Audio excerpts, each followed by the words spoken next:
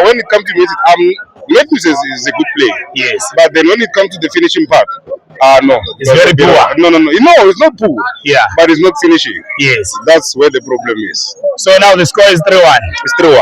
So what do you say? How do you feel? Where does it take you in terms of fighting for the league?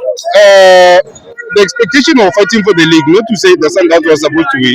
Yeah. But then going forward, Yeah. Sundowns has been dominant in terms of winning the league. Yes. And then now is So they must lose it this year. No. I'm not saying they must lose. Yes. And then I like the competitive part which Orlando Pirates is bringing to this particular league. Makes the league nice. Yes, The because league is interesting. it's unpredictable in terms of who's going to win the league. Is it a Pirate? Yes. Is it a Sundowns? Yeah. And then at the same time, even Chiefs, Yes. they They can still come. yes, if they win most of All of actually their games. all of their games. Yes. But if ever Sundowns has to drop points, Orlando Pirates has to drop points. Yeah. But then seeing that this particular league is unpredictable, Yeah. that's the exciting part of it.